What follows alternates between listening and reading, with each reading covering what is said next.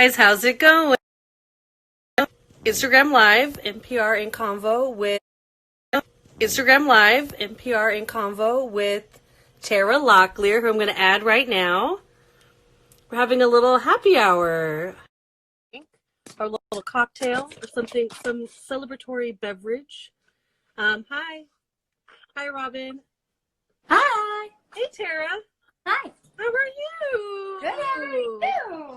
Nice to see you. Cheers. How's it? Cheers to you. Cheers to you too, babe. Okay, explain to me your cup, by the way.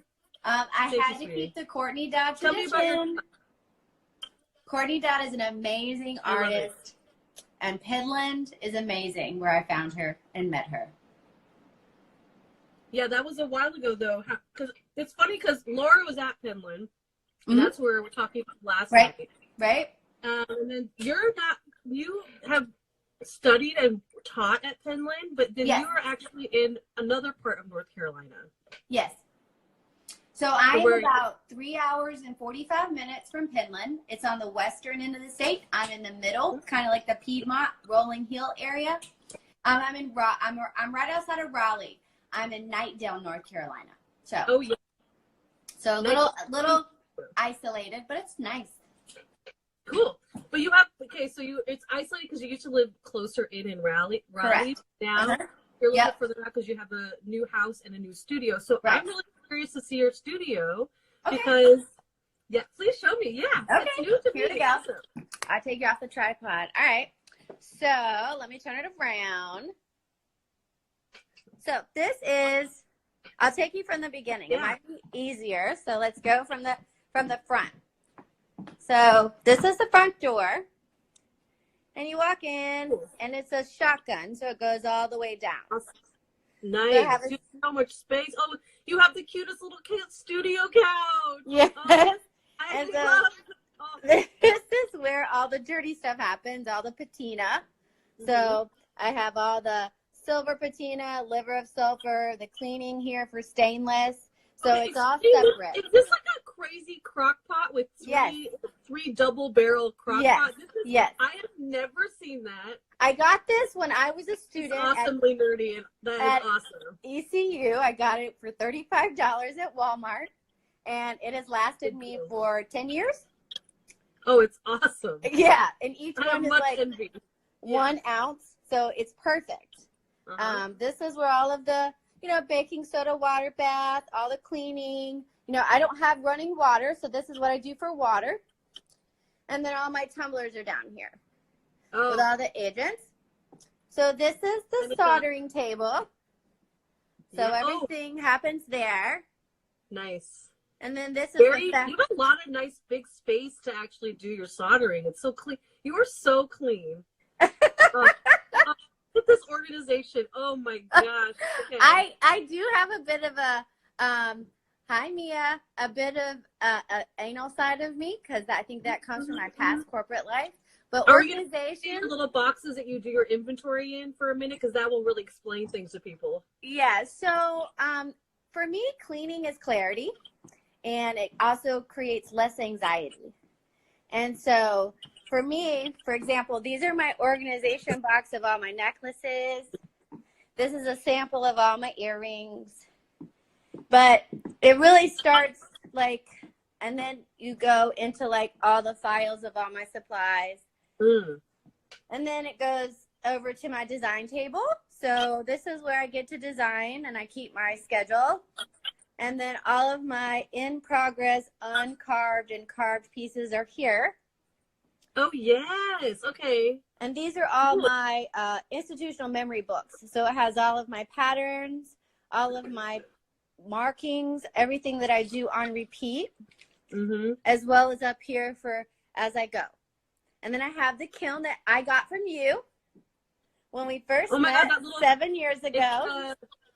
That is a good kiln. That's from the Bay Area. I got that in the Bay Area in Oakland. I used to enamel for fun quite a bit in the aughts. I love that you do all processes in your practice. Oh. Yeah, and but not so much for sale, just for fun. Well, it keeps the creativity for everything. I feel like the one of a kind and the experimental work informs the production work that then fulfills the one of a kind work. And for me, that's how I work in my mental process. So this is the wood shop. Learn techniques. Even if you don't use the techniques in your work, the ability to do them enhances your own techniques. Absolutely. And your skill. It makes you expand your mind and process on what you is personal and your own, for myself, my own visual language. Right. And like kind of, if I do enameling, I'll take some of that process into what I'm doing with my wire work. You know? No, I think it's really relative because sometimes those processes that aren't necessarily something you're going to use in an end product. Those processes are going to be what you can do to basically kind of like drawing in space, drawing with material, drawing with process. And I feel like if you know a fast process. So, and then this is the wood shop. This is where the dirty stuff happens. Oh my gosh, I've never seen the wood shop. I try to keep the skateboards by color, by shop. I also try to keep them by halves. And then I try to go back and use all the parts. So like anything. So I still have boards from when I first began. Cool. And then Yes, and then this is where all of the designing, I do all the drawing and trying to get everything in here. Okay, so you keep all the little offcuts, all the little parts that are like little offcuts, you keep them all also organized. Oh, I love that. And then those come up and become other things then. Right, right. So I never get rid of anything because you can cut it down. Like the smallest design that I make is 3/8 of an inch. And so like these little offcuts are really great for those cube designs. Yeah. So, like the little earring ones you've been doing? Like the little babies. And also as part of some of the chains that you're building out, because you'll build out parts of chains and have a sterling silver fabricated findings on the ends, and that'll be the linkages, but the actual chain links are made out of different parts of skateboards. Right. I try to really and then anything that's a current collection, I try to keep on deck here. No pun intended. But so good. Keep it here. That's great. I love it. I'm here and for then, that. Of course, safety. So, but yeah. So this is where the magic happens. And then this is the mounting bench. So everything that's in process that has to be put together, like it's waiting for the findings, goes on here. Looks great. Okay, so explain. Let's touch some of those things. What's happening there? So this is all the work that I was actually making to take to my shows this season. And since all of our shows have been canceled or postponed, we're compromising and we're putting together ways that we can bring this work to our audiences, like what we're doing today. And so, like, this is the newest design. So these are the triple dime posts. I'm really excited about them. This would be their first foray in the world. So that's what the shapes are going to be? Okay, cool. Yeah, this is how they'll get mounted together. Articulated, right? So they'll have a little bit of movement in between each part. Yeah, they're going to have mini hinges down below. And then all different orientations. This is a new chain. So this is this part's already been put together. It's already mounted. How did you put that together? Did you glue? Or so inside there are two pins that go internally through, and then they get mounted together. And I use epoxy resin that's made for metal to wood, and then that gets set up over 24 hours. And then that has stainless steel inside. And then each one of these hinges go into each particular corner. So everyone's been measured to fit its home. Beautiful. And I like this one a lot because it's Dr. Seuss on the other side. Oh, I love I love the cat. The cat and the hat, right? And that's so cool. I love how you save the hat and the little hand articulation. So when I cut them, this is thing. I try to cut them to where you can kind of recognize what's in there, and you kind of can't, to figure out what's going on the back, because they're all reversible. Mm-hmm. What's the blue one look like? This blue one or this blue one? The dark. Yeah, I like that color a lot. Yeah, so this is going to have the letters of the alphabet. Look. Mm-hmm. And then so it's kind of like a blue side and a red side, kind of. Right. So basically. It's got like a blue and yellow side, and then the other side is going to be a blue and red. Blue and red. Cool. Okay. And then this is the newest cuff to the family. So this is the triple 3/4 cuff. So it actually goes on, you know, it slides on, it fits. I have it in 2 sizes. So this was also debuting this spring. And this also is, I'm real excited because I've been working a lot with the circle the past year. Because when I first began designing jewelry, I hated the circle. And I think it was because it was definitely. I love it if you know me.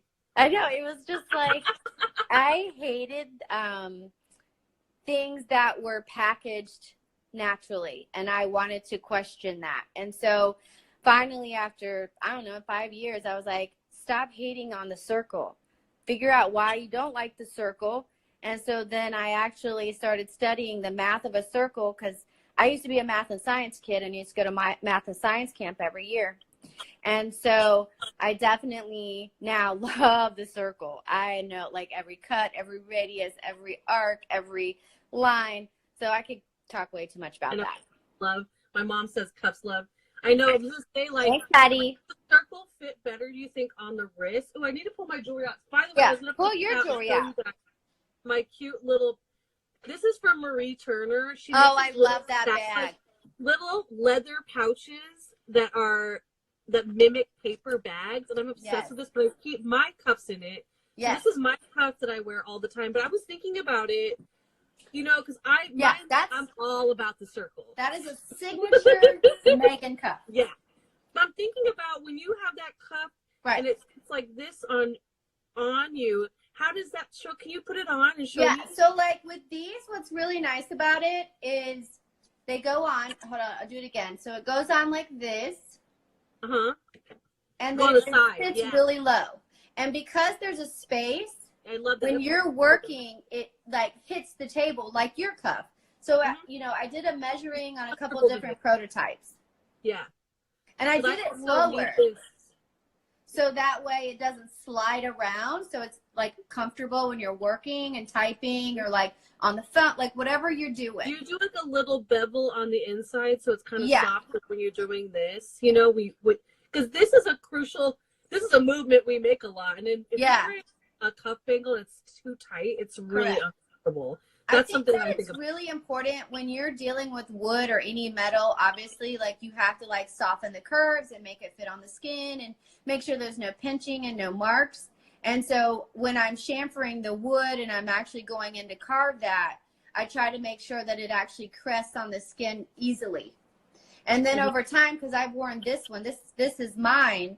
My natural oils have softened it even more. Oh, that's nice. Yeah. Well, that's great. Wait, show us some more work. I want to try some stuff on. Well, I like that. I really like the table with like the half-made things. Well, I think for me, it's like I feel like I'm always playing chess with my work. Do you feel like that? Like, yeah, and it's like so sometimes you have to leave it and come back to it. Yeah, because I'm like, let's see. I don't know how to like flip this around because that's me. But I literally have like this is in the middle. Right. And that's weird. And then I have this. I had made this like floaty hangy thing over here. This is like a tapestry that you can wear as like a poncho. Right. But now I made it into a hangy thing for my sketches. And so I have like these really weird, colorful things I've been doing based on that to me style of very weirdness. you. It's exciting because they link and they have a home together.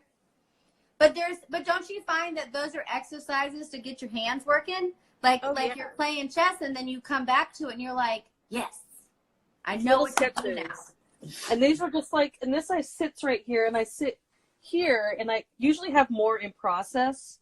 Mm-hmm. I mean, I made some earrings on the bench recently, but it's like, these are just so simple, like a simple agate. But that's, usually I'm so busy, but right now I'm in the middle of kind of moving our studio home. So I have to be careful with what I like, not leaving so much stuff out right now. Right. In process, I'm going to be building that out at our home studio, basically. Right, because like you're going to have to change and transition. Oh yeah, just have to be careful in New York right now. It's been really, we're limited. I'm limiting our studio to one shipment day a week. So we can still fulfill all of these wholesale and email and online orders, but we're just trying to be really careful, and we're not necessary. Yeah, I've had to finally, it only took me this whole being sequestered at home to figure out how to do stamps.com, you know, and how to have the post office actually come and pick up from my house. So it's like everything that I've had to ship out, I've actually had picked up. So that way I'm not, you know, trying to go out and like, you know, or they're trying to come. So it's been really nice. Hi, Ashley. And then, so yeah, I think it's a learning curve, but it's like what we talked about, you know, last night. It's a learning curve that we're forced to take. Like, you know, we have really had no choice. And so now we're trying to figure out how to make it work. So I know. No, I just adapt. My sister and I were talking about it today, and she's like, we've been doing personal calls, FaceTimes, like personal shopping with our customers, which has been really great because we do have a lot of like new stuff that was going to be debuting this spring. Right. That I'm working now to get on the website, but if you want to get snacks before it's gone, I offered it to my email list, and we did personal shopping time, and that was great. That's a brilliant idea. But she can see, okay, yeah. I think that's a great idea, and it's nice because I realize, and then doing these like conversations with all of my friends, artists, we see each other on the road, but we don't know about where we respectively live and work. We don't get to go to every single person, our friends' studios. We're all over the country. Right. So this is a really nice way to be able to have an intimate time in someone's studio. I love studio visits. Yeah. I love seeing all the weird stuff. I have stuff all over my walls. I have my galleries come in, my stores come in, and they get to pick. I've had them come and like take stuff off the wall. I get to do that virtually now. Yeah, totally. Personal shopping appointments. Exactly. I think that's an excellent idea. I have always admired about you, and I tell you this all the time because like your initiative and the way that you take control in any situation. And I have to, you know, people need to know that. You are definitely... It's like adapt or die. You know? We have to Madonna. Adapt. We have to channel Madonna. Adapt or die. I'm always like, yes. Sometimes, yeah. Yes. Yeah. I think about the 80s growing up and all the adaptations and all the hip-hop I used to listen and go dance to and just making my own graphics and clothes. Like, you just adapt to the time. You adapt to where you live and what you want to be and how you want to present yourself. So. Yeah, we're doing it. It's all happening. Personal shopping, Ash, totally. Because so how do you feel even in a craft show or in a store that we don't get to show is where we work. And we have fun spaces, I realize. Like my office manager was like, it's when people come into the studio, they have a different understanding of what the creative process is. Yeah. And I think that was like eye-opening to me because I'm pretty private about my studio, to be honest. Like I don't let a lot of people in here. I think with my studio, I think with my studio being at home, you know, just recently because we located out here to Nightdale, a lot of people were like, I would love to bring my book club through. I would love to actually bring a group of people visiting, you know, and then the more I started hearing these conversations, I was like, yeah, you can come to my house. You're not going in my home. You're coming to the studio. It's in the backyard, you know, but also it created this. Right? What? You have like a separate building on. Yeah, so I have to walk out of my house down out into the woods to get to my building. It feels like a mini Pinland to me. And, you know, and that brings me great joy. But, like, it is personal shopping, and, you know, it is amazing how people come connected. They get to see all your tools. They get to see what helps your hands. They get to see, like, where your drawings are or, you know, awards you may have won or, like, your calendars of deadlines, you know, and, like, because we all wear so many hats. And I think the studio truly shows that. It shows all the things you do that you're responsible for. You know, other than just designing. And I think personal shopping is definitely one of the most amazing ways to do that. We're doing that all the time. How do you feel how do you feel that it's being received? Good. Awesome. I'm like, awesome. I'm gonna keep doing more and keep offering it more because I'm gonna keep making stuff. So I'm working on a bunch I'm gonna probably go through the archive because I found a bunch of really fun stuff that I want to show this week. Yeah, totally. That's all the colorful stuff that I just kind of did a little peek on because we need some color right now. My sister brought it up a really good that people are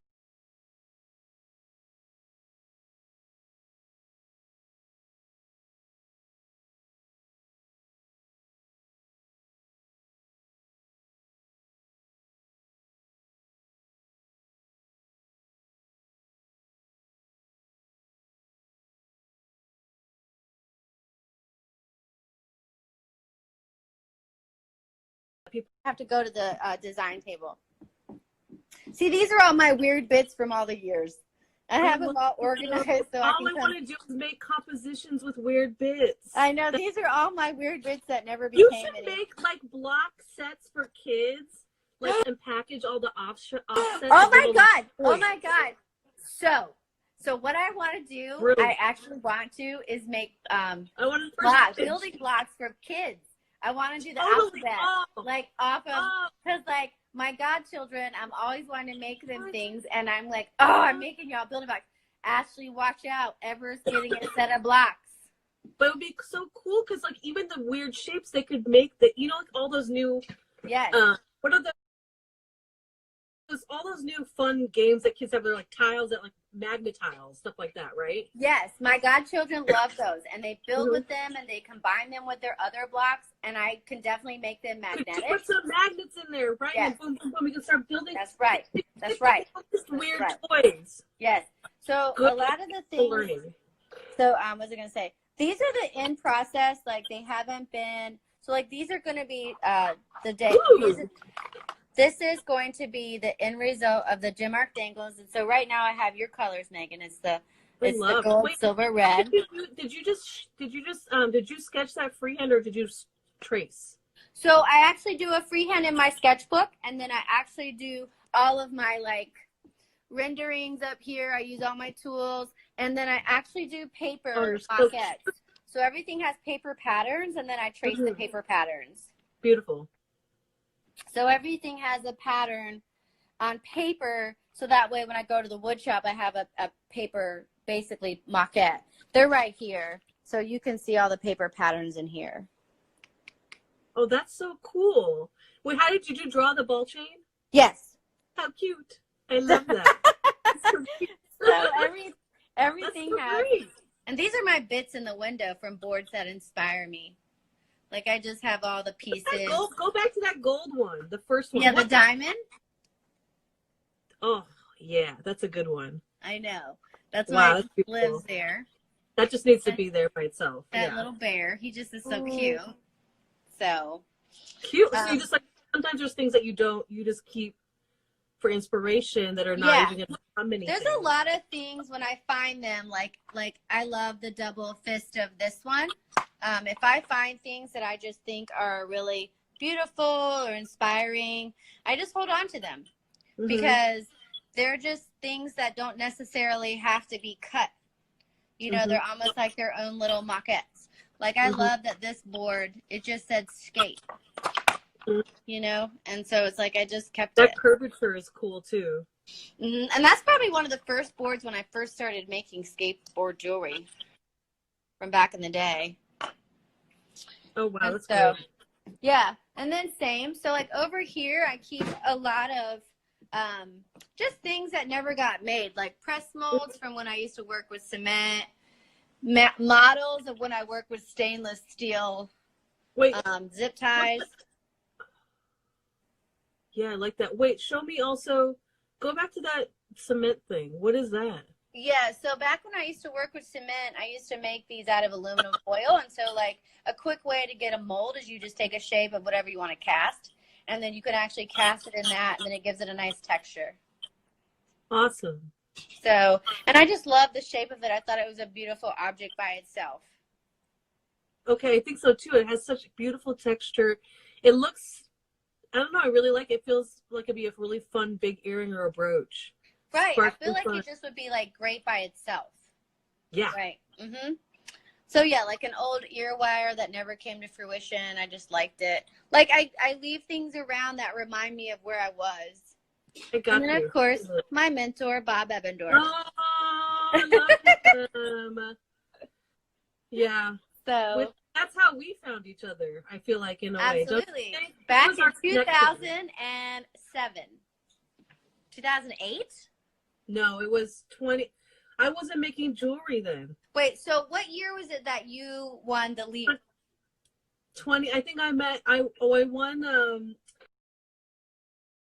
SCC. I think I was 2011 or 2012. It was 20. It hasn't been because I graduated in 12, and you must have won it before I graduated. I think I won it in 2011. Yeah. Okay. And then I met him when we did the documentary thingy, the thing. He was a joy. We stayed together also. I know. He talks about you and your process and how you articulate and how you engineer to this day. He's always wanting to know what you're creating and what you're coming up with. And he constantly, even though Bob is 81, I've never met anyone in any field who has the memory to remember names and dates and like people's process and talk about them as though he just saw it yesterday. He is so charming. By the way, speaking of, you know what I have sitting right here? Speaking of my little bits and bobs. I was going to say, what do you have? Look at this fun bits and bobs. An actual bob. This is from my first runway show, or my second or third runway show in New York. Right. I remember with the what was the fashion designer's name again? Mariana Valentina. Yes. And I did. Now, if I can actually do this, get this to sit correct. I want to see that. This is the. I had sent him a postcard. Yes. He always would ask me for stuff like this for class. You could show this. Mm-hmm. So I had just gotten this right after I'd won that award. The next year, this happened for me, which was pretty awesome. Now this is the ball chain collection, right? Yeah, this is that I did. I later did a whole collection the next season based off of another iteration of this for Free People, and then it went to China runway. Right. But he is known for his abundance of letter writing. Right. Because Bob doesn't do email. Oh no. So I got the most. He is just. Yeah. I have him hidden here. I have him and Kif Slemons. Yes. I have my Kif Slemons up there. Yep. In the office, and they're awesome people that have always inspired me and have always been so kind and encouraging. So the thing about the ball chain collection, which I want to see if you have any more of those in the studio, because obviously that is amazing. Yes. Well, today I was like, I love the Tara outfit. This is my Tara. This is our hoodie outfit. Because I knew who I was seeing today, so I pulled out my Tara outfit. Tara Pony. I know. But then I did a little this because that is hot. I think that is hot. This is my Emperor's New Clothes, I think I'm going to call it, and it's my funky stuff. Here's another one I did. Could not find it last night, but I found it today. Let me see. I've been building fabrics. Building fabrics, you said? Yeah, that's what it feels like. Oh, you're weaving. Yeah, with the ball chain and creating like tapestries for the body. Yeah. So this is going to start getting built out into more. I finally got my dress form out. Oh, good. Story. Yeah. Well, I needed the dress form to actually be able to start draping as I go. So this is the beginning of me making larger pieces that are going to be little vests, little things that are optical illusions that you can wear over your clothing that look like they're embroidered on it. Yeah. And they can also become drapey jewelry. See, to me, this is so you, because I also love the multitasking that piece of work does. You know, I love that. That's like I mean, it's that's what I'm looking for. I want my jewelry to do a lot of things. It works. Your jewelry it works for people. Like, I want this to be like punk rock, but also elevated. And you can wear it with lots of different things. Well, that's a very old. It doesn't matter. Yeah. Ball chain is probably one of the, I know you use it. Probably why I use it. Ball chain is one of the most used forms and iconic ways of saying basically F you to, like, how can I get my attitude out there fast and the way I want to see it. But it also works like ball bearings. No, it works. It has this functional element that is more kinetic and drapey. I am so excited about it. It has this amazing I definitely feel. Had the punk rock. Yeah, it feels good. I use different chain, but this has been still a mainstay for my alternative collection. Mm-hmm. My secret alternative collection I've been doing for like since I've known you. I'm not that secret. I mean, since I've known you, you've made ball chain. Made this work. Yeah, this is still. It's like I just don't put it out there commercially very much. But it goes back to what we were saying about processes and materials that fulfill our soul for like a point and a moment in time. Mm-hmm. And like ball chain is something I would say is probably like your best love affair with a material. Outside. I don't know. I still love cable so much. No, I'm saying outside of your cable, right? Yeah, I would say it's trying hard to stay in there. Yeah, I know they both do different things, but I get to push them in different ways. Yeah. I use them both like textiles. That is it's super. This has been just figuring out how to connect this. I'm like, oh, I feel so smart, so dumb, so simple, but actually very. This makes me think how I connect things is also intricate to all the cable work has all of these little connection things. This is what's happening. This has that also. This has that feeling too. This is all about little connections, cold connections that come together. Mm-hmm. Yeah. And how I start building them that way, with tubing and sterling silver and fine metals. And then look at those nails. Oh yeah, I really did this for you. I Tara-ed for you. They look fantastic. Well, Yeah. the thing about your connections, and I think, when you deal with connections and you're doing your problem solving in certain materials, and then when you go and put those iterations in your commercial work, I feel like they have such a story that ties them together. Well, there's definitely like strong visual language. Exactly. And use connections in a lot. Right. I find existing materials and existing connections. This is based off of how suspension bridges are fabricated. The other one's how like functional chain we use for pull system. Right. Functional. Yeah, like they're for how you run lines up and down. Yeah. Through a pulley system. You use ball chain for that. Mm-hmm. I like that. And well, I mean, when you're dealing with function and fashion, and you're dealing with things that are utilitarian, and then you're adding a refinedness to it, I feel like those are things that people don't think about every day because they use those things every single day. We take them for granted. Exactly. That's what it is. And I'm trying to elevate what we take for granted. And you do 100%. I feel like we all in our studio too are trying to figure out our own way of engineering and problem solving, totally. And I feel like engineering on the body is the hardest thing to do, which is what drives my work.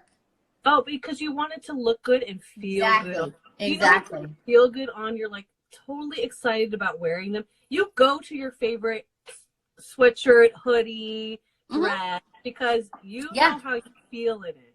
Exactly. People want to live in things that articulate on their body without them thinking about why it works, because therefore it is. And they're like, okay, great.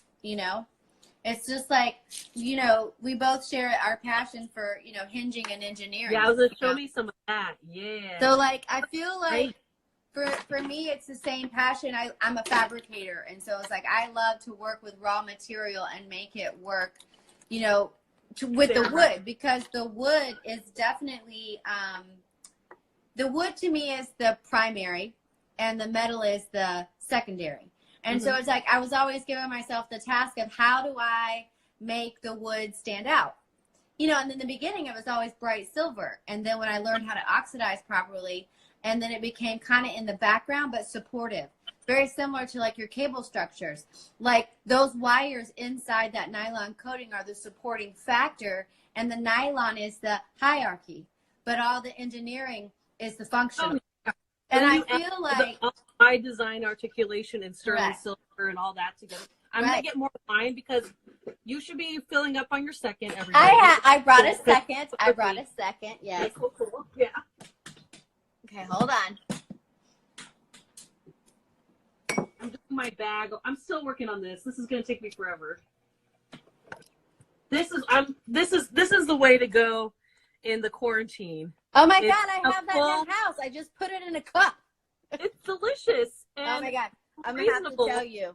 I do. I have the wine cube. The wine cube is my friend. Oh yeah. Yeah. Okay. The wine cube is pretty great. Too. The wine cube.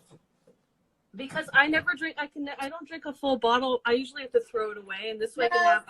And the thing about, especially in days like today, where economy is key, the bagged wine is your friend. Queen, yes, absolutely. Yes. But you know, they've gotten such.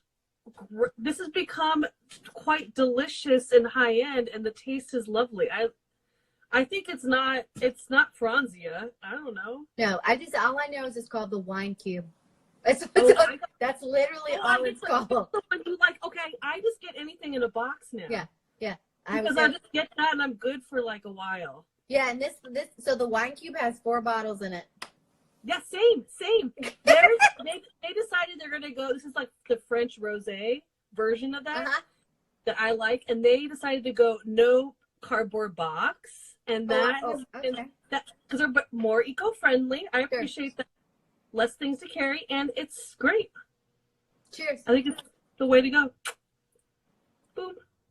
Okay, show me some more things. Let's try some more stuff on. This is fun. Okay, so I'm gonna bring out the best. I want to touch the new news. Hold on. Okay. So I'm gonna get these. I like your big ribbons of awards over there. Oh! By the way. That's casual. I'm sorry. I try to keep things that bring me a little joy. No, absolutely. So, these are the new triple dime dangles. Again, all investigations of these are what you saw. Look, I can't put this on because y'all are watching. So this is the articulation. Oh, that's the one that you had laid out. I like that. So these are definitely articulated with the in between. And then the post, and so Keith would wear those. I like that color palette a lot. I try to always keep things that are neutral. I always try to pick boards that are bright, and then I always try to pick boards that are graphic. So when I'm designing, so all 3 personalities of anybody that walks in can, find something that resonates. Because I tell my customers, I'm like, you should go with whatever your heart is drawing you towards, because that's usually your first pick. Because at the end of the day, I want you to wear it. And if it doesn't look good on you, I'll tell you it doesn't look good on you. If it's not your color, it's not your color. I'm not going to lie to you. I want you to actually invest in something that you want to wear all the time.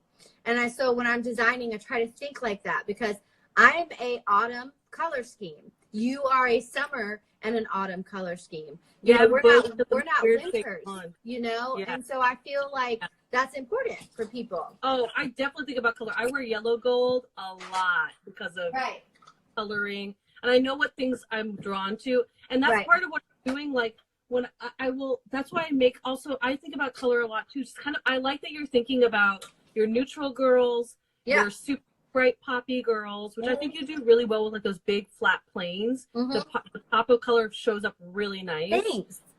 Totally. It's really a good, it's bold. I feel like, because when I think of my skateboards, I don't think of them as colors or patterns. I think of them as neutrals, because I don't have any control. So when I get the boards, I have no idea what I'm going to get. It's like Christmas every day. I pick up the boxes, and then all of a sudden I'm so excited. I get them home and I'm like, what's in there? Because it's almost like each particular skateboard has its own skin. It has its own skin tone. Sometimes those skin tones are bright. And sometimes things together cool. From you use one board for one piece or a body of work, or do you mix boards up? So I do mix boards up. I'll pull a piece out that has a couple boards, but this was the earring I was going to show you real quick. This is the triple. These are the triple arc dangles. These are the ones that are probably the largest. Oh yeah, those are nice and big. And they're probably like a little heavy, but not super heavy. But they're definitely movable. These are what I call a going out earring. So I have my earrings in 3 stages. I have the day runners, which are a stud. And then I have your all day wear to the office, which are your medium. And then I have your big girl night out. And so I usually try to design in those 3 areas. I like the big girl night out, yes. Let's see. Let me get the piece that has multiples. Oh, with all the boards. Yeah. For example, with that cuff that you were showing us, that was like a thicker cuff. Are you layering multiple boards together? Yes. Yes. Okay. So on the triple, this is 3 cuts. So this is 3. What is that? So it's 3 skateboard. So these are 3 original thicknesses of a skateboard. So it's like the original thickness of a skateboard is almost 3/4 of an inch. And so this is 3 combined together from the same board. So you get that continuous striation. I'm great. Just so excited. It feels so good. You like glue. I know how it feels. It feels really smooth, and it doesn't feel like it's from 3 different separate pieces. It feels like one piece. Right. Do you do that like gluing and like putting pressure together and keeping them together that way? So a lot of times when I glue these together, I use wood glue. So I use a regular wood glue. I think it's Elmer sometimes. And then I actually have mini clamps. I'll show you the clamps. Mini clamps? So I have these clamps. So a lot of times when you think of a woodworker clamp, you know, I was trained in a traditional wood shop. And so the wood shop's clamps were like 12 inches long. And then I found these wonderful DeWalt mini clamps. Little ones. Okay. They're little clamps. Perfect. Yeah. And so I've been buying them throughout the years. And so like it would look something like this. Okay. And that's how you like keep them all together. Boom, correct. Boom, boom. And then you're setting your sterling silver tag into there. Correct. So that's actually flush set like you would set a stone.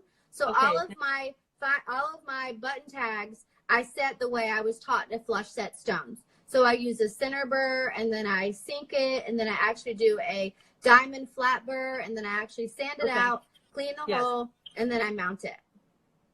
Wait, do you put a little rivet into the thing with each button tag has its own foot? So that actually like a little tack in there, right? So I fabricate those, and then they get flush set like a stone. So it's like a 3-part process. Yeah, no, that's great because it's definitely secure. Right, and it's definitely that blending of woodworking and metalsmithing is how I fabricate. So a lot of my work, it's those 2 worlds coming together in my brain. Totally. So this is a piece that's awesome. That has several boards. Yeah, and that's what I'm talking about, the chain. I love that. So this has your favorite connection. I know you like this crystal. This is called the crystal hinge. And so this comes all the way down. This is actually walnut. So I love walnut. And then this piece is magnetic. So actually. See, I'm telling you, going back to the children's idea. Please, I would like a percentage. Okay. But that's the clasp is in the front. Can you try that on? Oh, yeah. So because I like pigtails inside. I know. Because of the size of this one, I wanted to keep it. It's like a very man repeller move. Yeah, because of the size of this one, I wanted to keep it high on the chest because I wanted to make sure that the body pulled the weight and that it didn't pull your body. So it sits nice and heavy here. And I work on my dress mannequin for all of my forms. So it's really important for me to have a mannequin around at all times because I don't have anybody other than me, and I am not the standard. I am short. I don't have any shoulders. You are very short. You know, so it's like I'm not the best model for that. Like a little nugget, like not. You're sweet, but like it does. You can see it's hollow. Yeah, so it's not so heavy. Correct. Nice. And then this has a very like Louise Nevelson something. Oh, now that's like a real comp. Thanks, Megan. You know what I'm talking feel about. Good. Dang. Yeah. I feel that stuff. And that so piece that's is a piece right here. what you were asking about. And then on this one,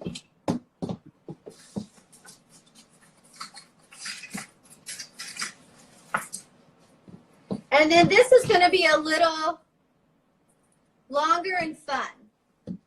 So on this piece, where does that sit on your body? Down, lower here? So this one is actually going to be.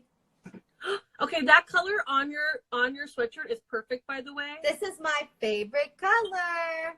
It's really good on you. Yeah. So it's a really pretty color. So this has actually this is 2 boards. And then this is that Duroc material that I like to use from Cara Green. Explain what that is to people, because it's cool. So Duroc is actually recycled post-consumer plastic that's then put in an eco-friendly resin. It comes in blanks between 3x3 or 6x6. I get it as a sample account. And what they do is it carves. When it carves, it turns into powder. So therefore, it doesn't degas. So it's not as toxic. And so it's really nice because I can carve it the way it does, the way the wood does. So I can use my ventilator mask, and it's still pretty easy on my tools. Cool. It's a little bit soft. It has a little soft. Right. And what is it made? It's made out of just resin? To get a little nerdy, like there's polyester resin, and then there's actually like polymer resin. And so the polyester resin is actually what this company uses, if I'm not mistaken, and it actually doesn't degas. So when you think of countertops, because this is actually post-consumer countertops, that's what it's used for. It's a countertop and cladding company here in, well, the company is out of Finland, but the distributor is in Raleigh, North Carolina. And when I found them, and I was invited to do an exhibition for you, by the way. Correct. You're using your local resources. Okay. Right. And I can go to the warehouse and I can actually pick out colors and talk with them about things that I'm designing. And so it's almost like our own collaboration together. Yeah. And then, so one of the things is when you're thinking of countertops and you think of the original Corian. When you think of Corian, so Corian is Duroc's competitor. And so Corian is an original, plastic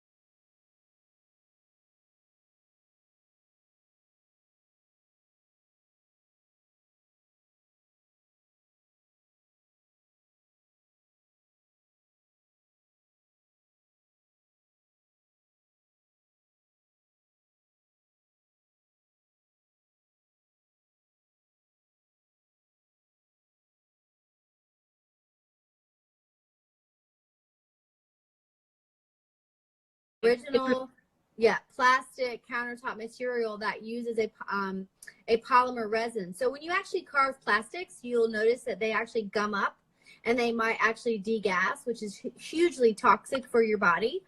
When I discovered Durat, the fact that it actually carved into a powder, and it's because of the polyester resin composite. And so, not to get super nerdy, that was really important to me for my studio practice, but it was also important when I got invited. I wanted to learn everything about what I was using. Oh, absolutely. Yeah. Go deep into the material. That's like one of the things that, if you know how to work with the materials that you're, it's like your competitive advantage. It's your specialty. It's your, and it's also like a passion too. You really enjoy it. It is. And I think for me, even from when I was in school and I was studying all materials, which Bob Ebbendorf was like, you have to try everything. You know, one of the things that one of my co-metalsmiths, someone who is family to me, Marissa Stainholtz, she was in grad school when I was an undergrad. And one of the things she said to me as I was crying in the hallway because I couldn't figure out enameling, she looked at me and said, "You're in school right now." She was like, "You're not going to perfect everything because your brain isn't working as fast as your hands."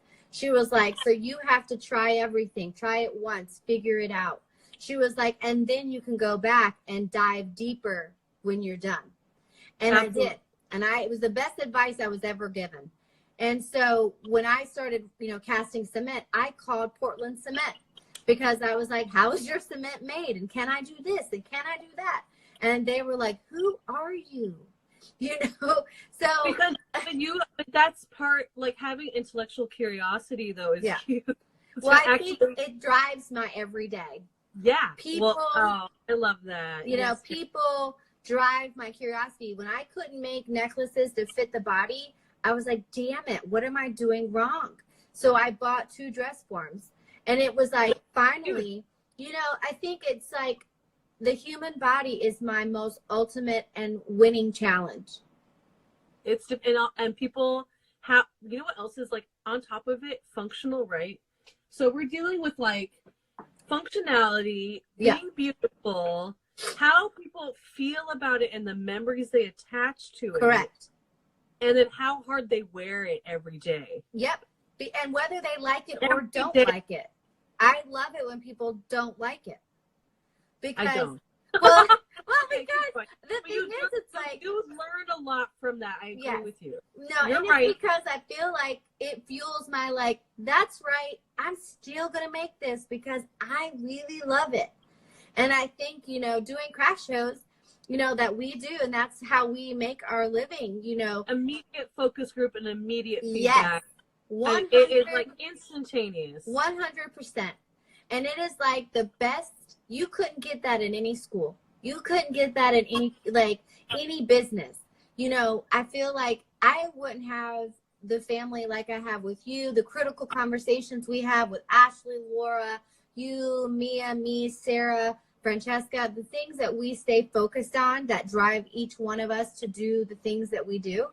I couldn't even, obviously I don't want to get on my stand, but it is like something that truly would have never happened. If it weren't for the circuit. I know it's in person is huge. Mm-hmm. But we have to find a way to balance some of these in-persons with some more virtual connections. So speaking of my things, I want to see more of yours. So okay, what are you working on right now? Oh, okay. Well, I've been working on my mini purses. Oh, let's see those. I want to see more of those. I've only seen one. Okay, well, there's more. Okay, so it's embarrassing how many I made and half finished. So I have things in buckets too. I'll just show you. This is very embarrassing, but it's cool. Whatever. But I'm just bloop, bloop, bloop, bloop, bloop. There's tons of jewelry, and then it's kind of organized in each bin. But each bin does have projects in it. You can see I have literally bins. Yes, Sarah. Everywhere. Those are materials. Each one has. Sarah wants one. I do too. You need to put me on that list, Megan. I'm working on it. So this came to me because I'm obsessed with mini things. I showed my mini purse from my childhood. Right. So I always carried a purse since I was like, I was the kid. As soon as I could walk, I had a purse. I'm not surprised. You guys, big surprise, right? Sarah will attest. My mom will tell you. I was like, Queens, I got this. Nice. Full face earrings. I had my nails done with that Tinkerbell stuff. Like, I don't have any earrings on. But I was also like, into sports, and I was ridiculous. You and I the same. I literally had a special imaginary friend that I would walk around with. My poor sister. I made her like pretend she's the only one that saw through me because she can see through any BS. So she knows it. But here's the mini purse thing I've been working on. So this has been I took a pause from Christmas to New Year's and fabricated a mini purse. Because I think I saw you post that. Yeah. A little bit. I started playing with the mechanisms. Right. I fabricated them, but then I also had to think about finishing them. So I'm still in the middle of that finishing process, so it's not completely there. Okay. So I've been doing this. Also, you know what else I found? I forgot about this whole project I did. Like weird knit and woven cable. You're talking to the one with the knot in the center is my favorite. Yeah, I found that too. This has been I have been obviously cleaning like everybody because that's what we do to feel control, I guess. Mm-hmm. Well, cleaning, I always say cleaning is clarity. When right now during the pandemic, one of the things that I have focused on is cleaning because when I am panicked, I have to clean. No, I completely agree. But then when so that was another. This is also weaving. That to me, knitting. I love that piece. This is knitting. This is 1,000 feet of cable that I hand knit, and this children's toys in the round. And this was like a whole. You dive deep into something. This is one of those things. And then I started making smaller ones and ombreing, and then doing that's so good. sterling silver sterling silver. These fabricated. Megan, that's amazing. So I was like, I forgot. I make so many things so fast, I forgot. Yeah. Well, you're constantly making. That's the one thing I've known about you for almost a decade now. Yeah, I'm a producer. But so here's some of mini purses. So this sparked this with the mini purses. So this I did. Here's some of them. I made some. The first thing I did, and I was kind of doing these huge. Yeah, I remember the tapestries. Yes. Elaborate tapestry necklaces that are crocheted 1 millimeter ball chain, like a miniaturized version of this. Mm-hmm. And so from there, I thought about how these would be really cute. Those 1920s purses. Yes. The mesh purses. They're the little ones that you see on the runway. Yes. At the red carpet. They're adorable, and I want them. Yes. So I decided to make little versions. So cute. And then these I built in a little handle, right? But then with some of the finishing things, I'm trying to think about having convertible handles and how that would work. So if they would be like detached, you could interchange. Yeah. Like this one I put a permanent, once I find it. This one I did a permanent. I think I need to stand up. Oh, yes. This is what I saw. Yeah, this one I did. It's 22 karat yellow, right? Mm-hmm. Yeah, the handles, right? Because there's all these different. Sarah, she's been holding out on all of us. I know, because I'm not ready yet. But these I did, these little ones, and they're just simple. And this one holds your EOS lip balm perfect. God. It's really cute, and it has the yellow gold mixed with ombre.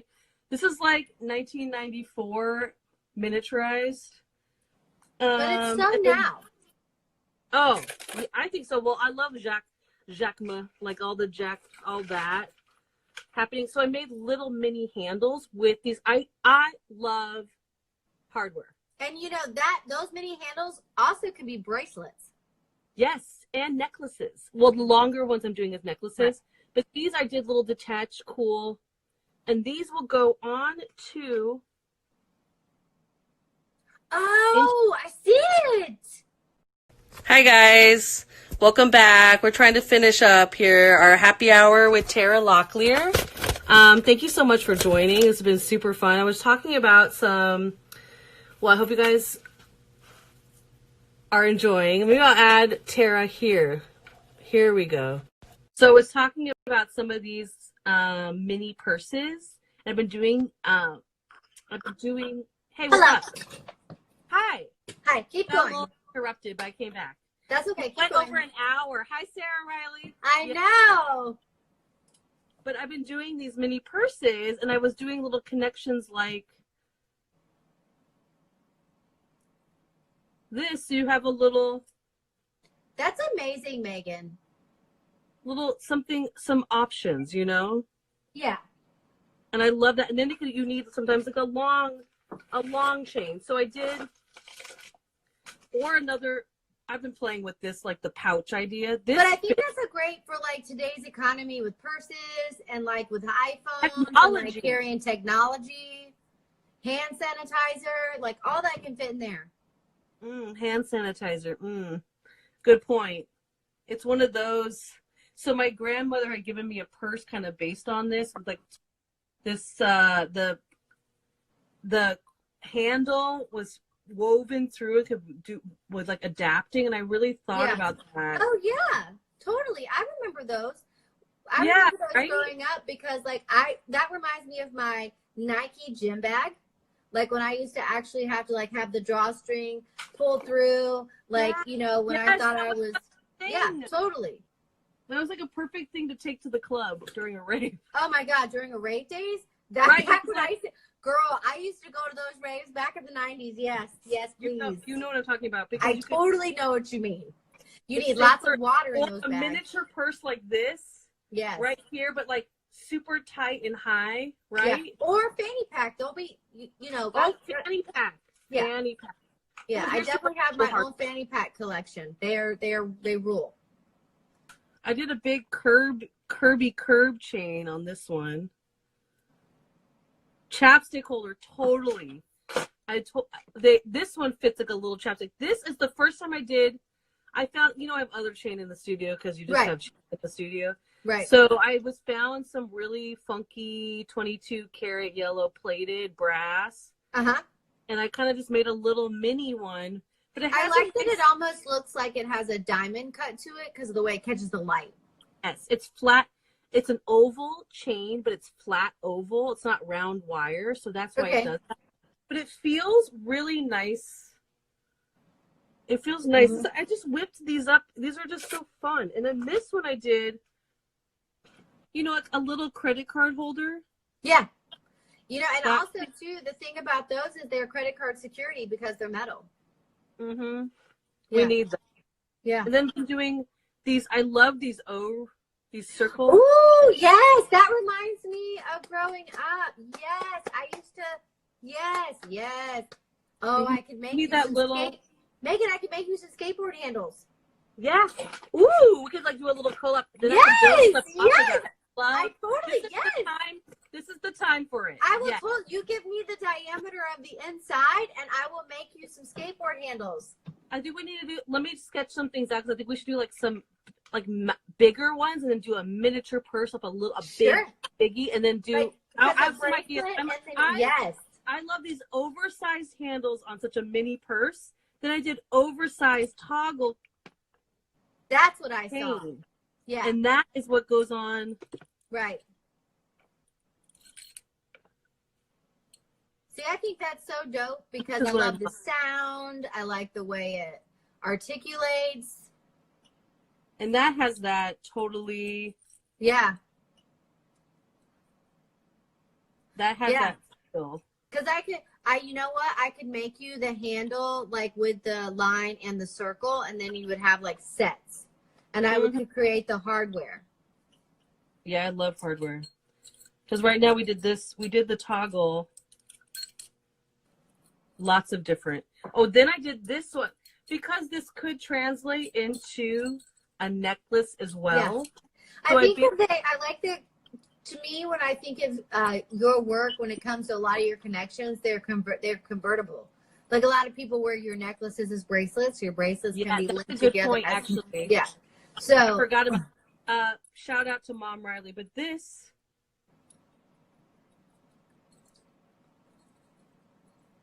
See, is how I'm converting. Making findings as jewelry is one of your signatures. It is my favorite thing. Right. So speaking of, I found these pieces. I have photos of the day that we went to pick them up. Yeah. I have photos of that. This is pin backs. Yep. That I wove into these like crazy pendants, and then these are the spring ring clasp. Yeah. And then I took the whole piece, like sandblasted it, and then had it 14 karat gold plated. Uh-huh. And then I did just full on the whole thing with the spring rings. But making jewelry is your signature. Jewelry as jewelry about jewelry. Yeah. Jewelry on jewelry on jewelry on jewelry, right? It's it's nonstop. So I started making also some crazy. This was like the new, like kind of playing with these. Oh, I see it. Yep. And then these are like detachable charms. Mm-hmm. Mm-hmm. Made from. Oh, this totally reminds me of my 80s plastic charm collection.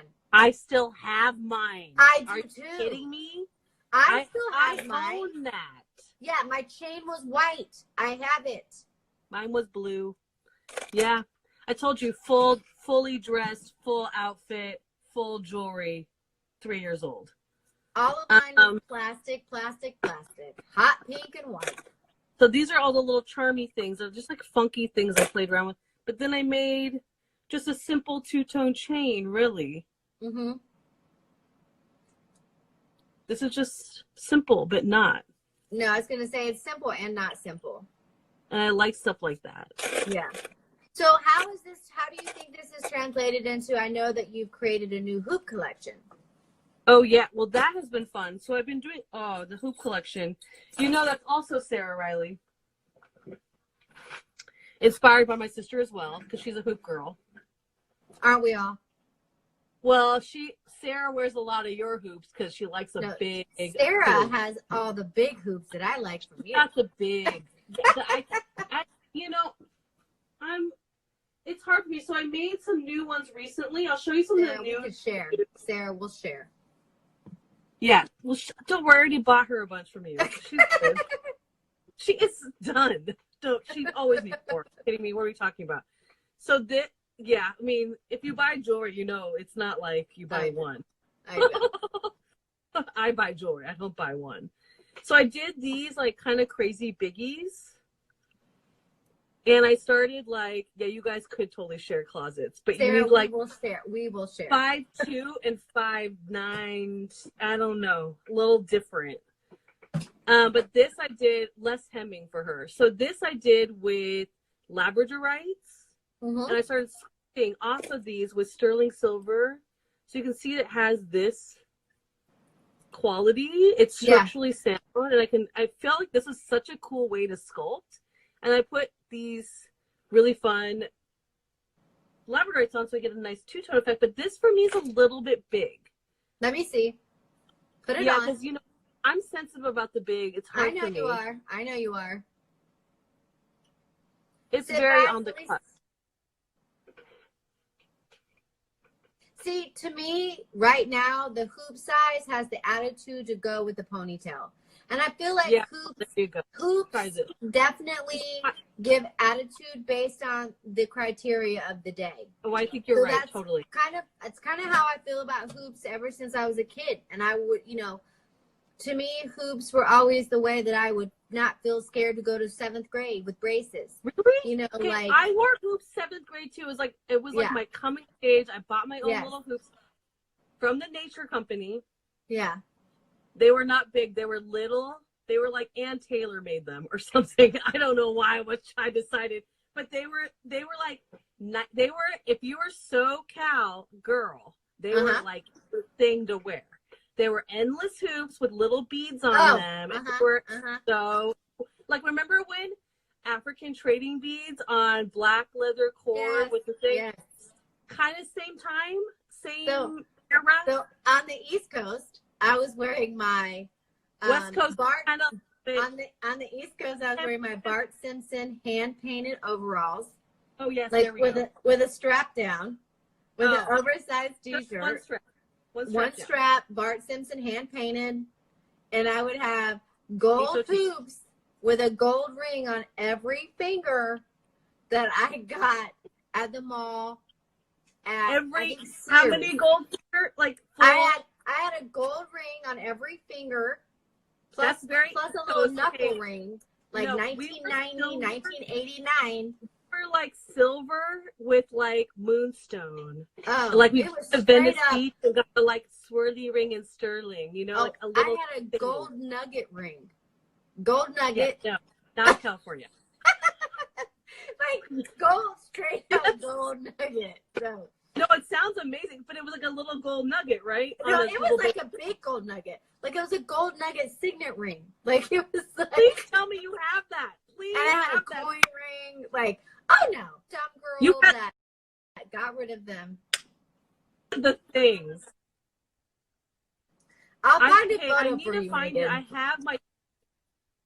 You need to. I'll find it. I'll find it. I need to. This had to be like IG story because I did find my 1996 jewelry box with all of this. Everything feels very dated in it. Yeah. But I found the original ball chain I wore. Really? Oh yes. Nice. My tennis pearls, because I played competitive tennis. Right. I had that huge ball chain instead of pearls for the club.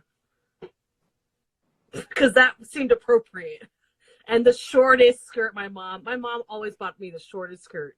I had a curved chain and I had a herringbone that was about a half inch wide. There we go. So East Coast, West Coast? Yes. East Coast, West Coast. Totally. And I had a wife beater with my dad's camouflage pants and some combat boots.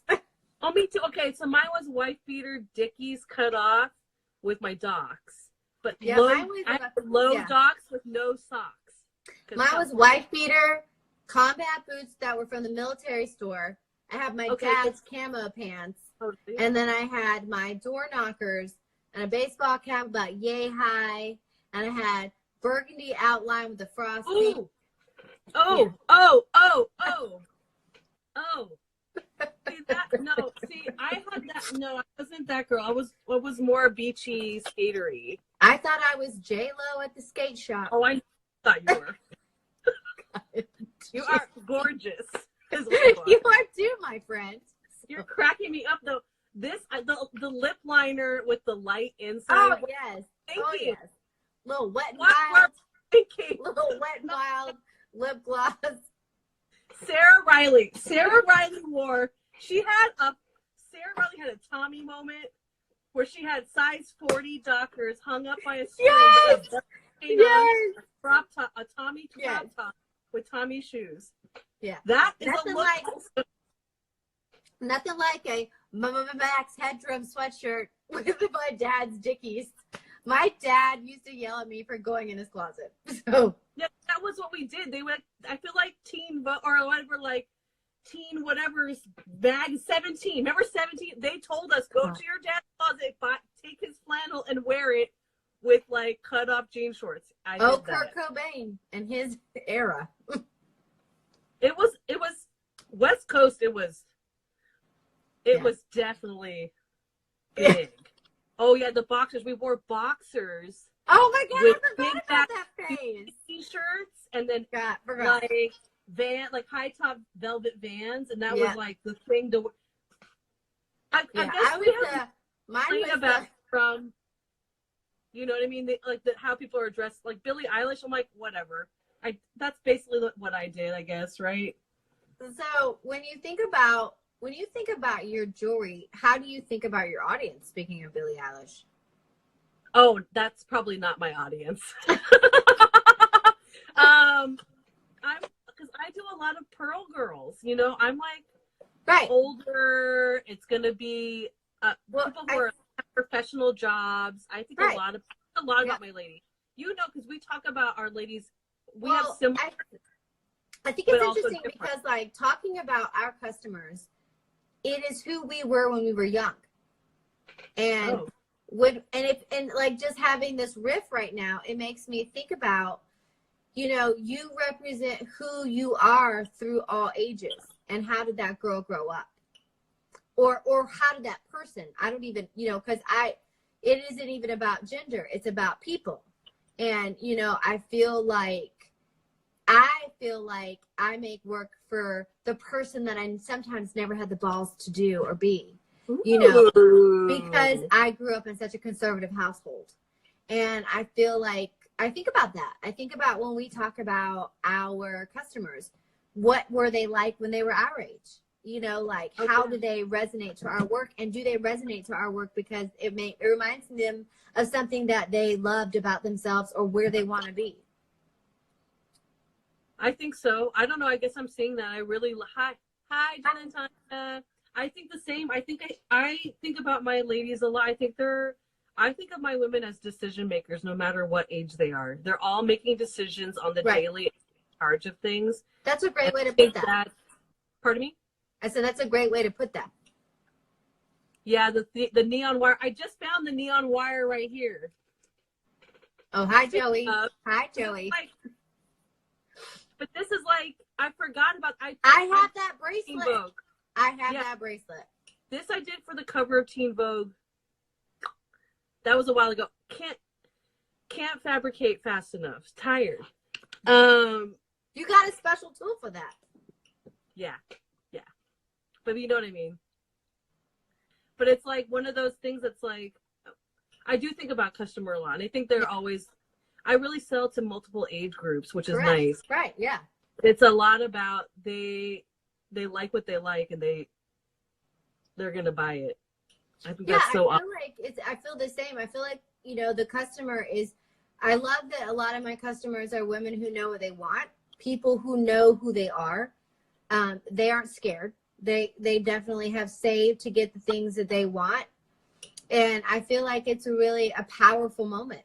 You know, I feel like the people that, you know, shop, there's nothing bigger than when someone comes in and they've said, I've saved to buy this necklace. Oh, like, you know, how does it break your heart? It's like the most flattering thing. Or when people show up for me and like they show up and they're wearing the work already. And I've had this recently. I was in Baltimore for the ACC show, and I was there, and people were in the work, and they were like, let's get more. And I was, can't thank them enough. Cannot thank them enough. You know, like so flattering.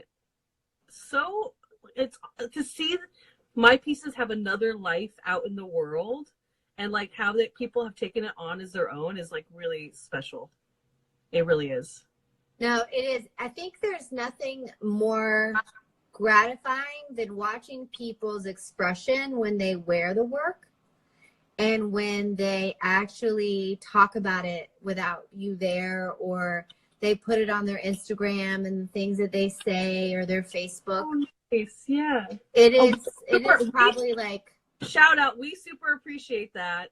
Yeah. I emailed my email group or my like ladies, and I told them like, send me your pictures, because that's like huge right now. This is to have that and know people are out there enjoying it and wearing it is huge. Yeah. Because I feel like right now, you know, everybody is gravitating towards things that bring them joy, that bring them laughter, that make them feel good, you know, and I feel like people empowering themselves to feel and look and be the way they want to be in a time like this is really magical. We're doing it. We're out here with beautiful things. This is like, you know, so rainbows in the windows. Yeah. Sarah was saying, right, like, Sarah. It's totally true. Like, I'm going back to that because I think about that. I'm like, I found my colorful woke up. I'll be like highlighting it throughout the week. But I think it's going to be like bringing some of that really color and like happiness. And I think the rainbows are a really nice symbol. I like how we're appropriating this as like a new symbol of hope. I think rainbows definitely are something that rainbows I remember as a child. Rainbows were something magical. You didn't see them all the time. I literally told my mom my favorite color was rainbow. That was definitely my favorite color for like a hard. Rainbow Bright inspired me like you would not believe. I thought I definitely had the superhero complex. You know what I mean? Yeah. She was so like positive and nice and powerful. And well, that is amazing. Yeah. You know, that's a great point, Joey. You know, rainbows come after a storm. That's what I mean. They're like not something you see all the time. Rainbows are what you look for at the end of a terrible moment. You know, rainbows are something that we all are like, oh my God, I just saw that. You know, and I feel like, I don't know, rainbows are definitely, rainbows aren't a language, a gender. And they're not a feeling. It's something that is, everybody sees them. Like, no matter where you are in the world. And I feel like rainbows are a non-spoken symbol. Yeah. Yeah, I like that. I didn't know that. And I was super inspired by that recently. I'm like, okay, cool. I'm into it. Are you doing anything? I totally will look in all of my board collection too. I mean, I think it'd be a great time to just make a collection all about the rainbow. Yeah. Yeah. You know, and starting with, maybe I'll start with a color and then I can go through the whole rainbow. I think it's great. I don't know. I like colorful things. I make a lot. You know, it's funny because I do a lot of really neutral colors in my work and really focus in my like commercial. But your stones have color. Yes, but I kind of balance it with yellow gold, like more traditional things like yellow gold or white metal. I'm balancing it that way. Yeah. But I brought this, like, I did this little miniature colorful collection so many years ago. Yeah, I remember because Sarah was the model. Yeah. Yeah. Well, no, Sarah shot it. There was another model that looked like Sarah. Oh, wow. But I think Sarah did model for Gallery Lulo. I did it for Gallery Lulo. I also did it for my first runway show. Was in the Lower East Side in New York, and I did humongous earrings down to your navel, like crazy colorful. And that's how I got her friend did it. Her friend was the model. That's how I got attention from like bigger fashion houses, and that's what led me to do more runway. And that was like pushing myself to do something totally crazy, just personal, fun, and about childhood. It was all about childhood and wearing the idea of dress up and wearing huge earrings and like being outsized and not the right size, but feeling powerful in that. I think that. You know, like when you're, you know, I always love that color collection of yours because it reminds me, and it, you know, it's a way of saying like, yes, I do this, but this is really where I come from. This is what I remember. And I think remembering a past or a moment and a memory and capturing it in a body of work that kind of immortalizes that feeling, that's what your collection did. Oh, and that's for me, like all my work. So it's like, I'm trying, you know, I think about memory and childhood a lot. And a lot of the work, actually, I was thinking about it when we were talking, going back a little bit earlier. My inspiration is my sister and my mom a lot. Mm-hmm. And they know it. Like I design for them in many ways. Yes, we're on our next class. Everybody keep up. But don't feel so lushy. But that is who I'm designing for in a lot of ways. This is And I was talking to my sister earlier before I did this and before I called you, Tara, and my sister, I told her, like, go Team Riley. Like, they have been my inspiration. We've been through a lot. Yes. And we support each other in huge ways. But I feel very privileged to know your family. I have everything I have because of them. But I really think about, like, I designed my first pieces, some of these lighter pieces that were not so heavy for my mother. Right. After chemotherapy and had lymph nodes and couldn't wear anything. And it was And she's like super stylish. She's older. Oh, Patty's she's hot. not old. She's like Patty, young on the inside. No. Yeah. But she was like, I can't find anything that's cool and beautiful and is like, you know, something that feels like me and is special. And I feel aged out of clothing. I feel irrelevant. And I heard that, you know, and I was like, oh, that's not how I feel about her at all. You know what I mean? So, and that's not how, it was like eye-opening to me. And that's how I started making some of this work. And that's how I think I have had some success, because I spoke to that. Well, I think with, you know, I'll never forget when our parents met. And, you know, when we got Patty to and spend Patty and Pat, you know, and watching how you and I had connected through jewelry. And then how our parents had connected through us through jewelry. And then hearing our conversations and hearing my mom and your mom talk and how they came similar places and how your dad and my dad came from similar places. And, you know, when you watch that age group talk about what they saw, when they saw it, whether it was jewelry, fashion, politics, the world, what was ever going on. They went through a big shift in politics. They've been through a big shift. They went through a huge, changing moral zeitgeist. Exactly. That we have also experienced with #MeToo, and now we're experiencing on top of this with COVID. And, you know, and our parents have been through a lot, you know, and watching that. And I think, like, hearing this conversation, it just makes me really... I love that they got that time together. And I love that, you know, like making jewelry for a sector of people that feel that they've been aged out, and they haven't. You know, jewelry isn't about an age. It's about a feeling. Well, I feel really like I was on some kind of right path, because when I moved to New York, Iris Apfel became like this huge icon of aging beauty, of having, and she is, as you know, because we both met her, and it was super awesome. She's amazing. I just can't. I still am like, she still blows my mind. But that woman knows her mind. She is. She's aware of who she is as a person. Absolutely, she is sharp, and like just like Donna, you know what I mean? Donna Schneier, who we worked with, like she is a sharp woman. These are women that know themselves, and is like super. Like Iris Apfel, we met through Donna Schneier, who is the Donna Schneier collection at the Met, who like curates us annually for an event in West Palm Beach. Right. And Iris was what was she? Kind of like the Iris chair for the show, or like Donna's the chair, and then Iris was like the honorary. She is the honorary chair, and Iris is also an advocate for women of a senior age, and she has created an economy for women in fashion to actually bring women of an age back into the forefront. Yeah, it's like fashion is for everybody. That's right. And fashion doesn't. Awesome.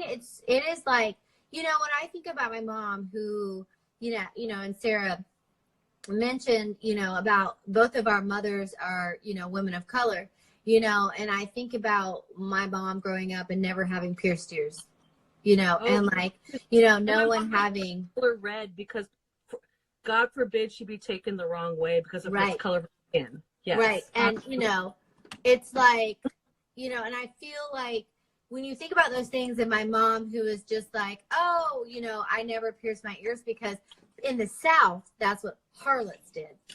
You know, that's what the color red was for in Los Angeles for my mother. Right. It was like you couldn't be taken you needed to be taken a certain way, and she only was allowed to wear pastel. And when my mom moved to New York City when she was 18, you know, from the farm, didn't know anything, never seen anything but the farm and tending the farm. You know, it was her first time seeing jewelry, seeing women in fashion, seeing women who were different, you know, and what was that? Who were they? Women of different nationalities, and women of different, you know, ethnic backgrounds and like religious backgrounds. And I hear her stories, and I'm like, please tell me that again. Please share that with me, because it was 1965. Well, how eye-opening for her to have experienced that which I think led to her being with your father in some ways too.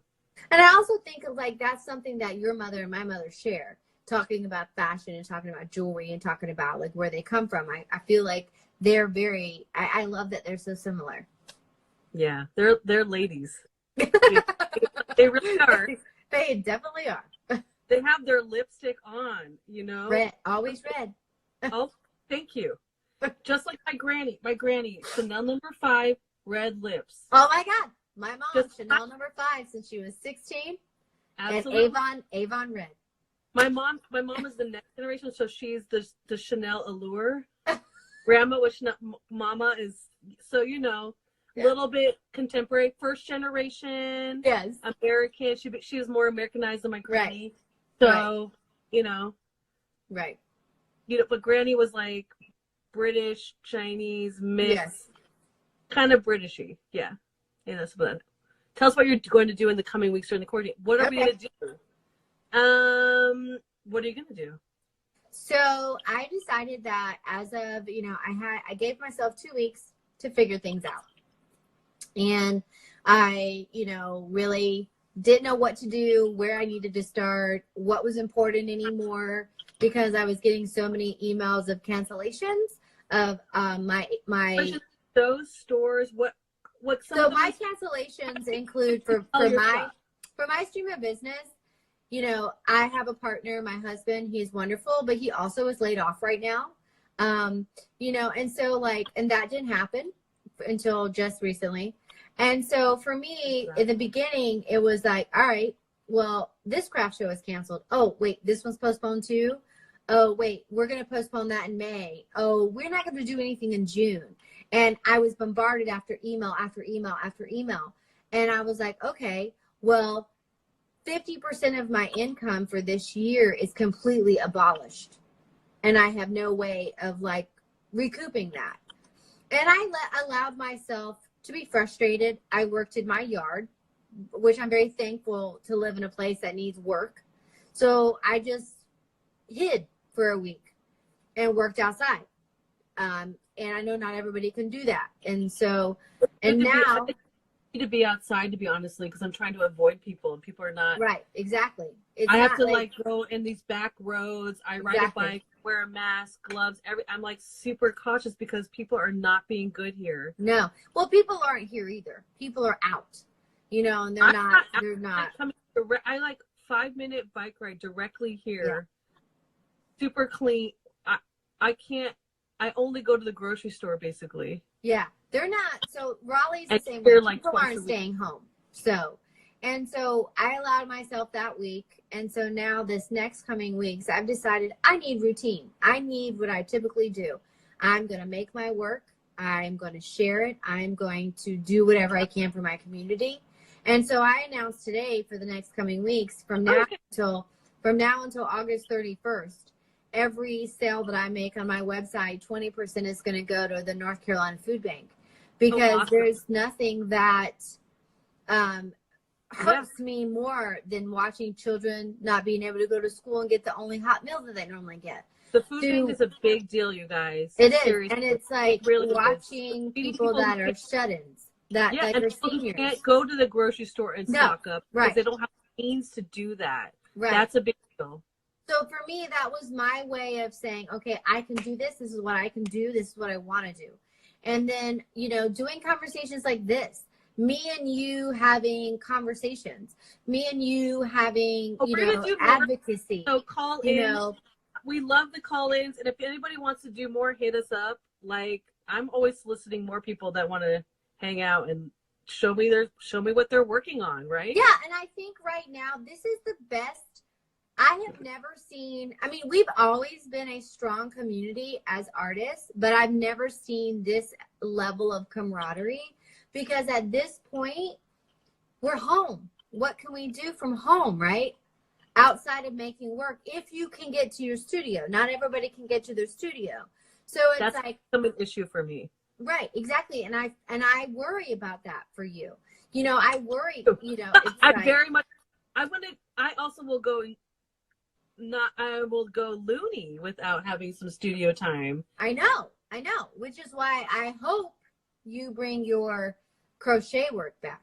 Oh, I did. And I brought it all home. I've set up a separate studio. I set up a photography studio in my second bedroom. So we're going to start doing more, like adding to our website. I've already been working on the website anyways. So this is just going to explore things I've already been doing. Right. It's just going to be interesting because we just don't know. My shipments are going to be weekly, if not maybe twice a week. Can you get them picked up from your house? Potentially. The post office is 1 block from the studio. But in a worst case scenario, in a worst case scenario, yeah, totally. Okay. It just think if everything's here at the studio and no one's at our studio is super clean. I know it is. Yeah, I've been there. They bleached out the doors and the walls and the ceiling on Sunday. They're like that's awesome. That's awesome. They're doing it once a week at minimum. So I'm like, okay, cool. I mean, hey, I think that's amazing. Nobody is here. It's surreal. People finally are paying attention, which is great.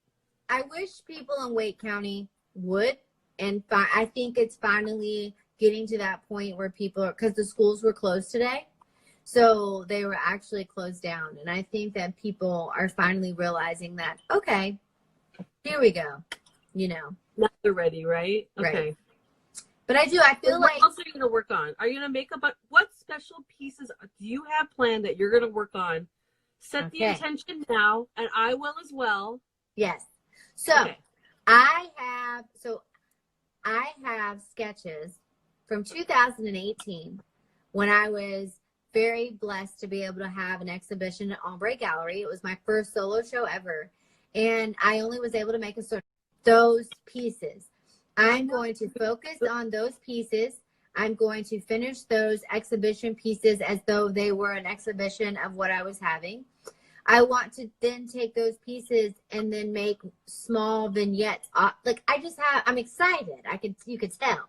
I'm just excited to make things that I don't necessarily have to always make, because when you're dealing with commercial work and you're dealing with exhibition work, and for me, they come in folds. So I only work on exhibition, one-of-a-kind work in the summer, because in my business model, I take off 2 months, and in the summer, June and July.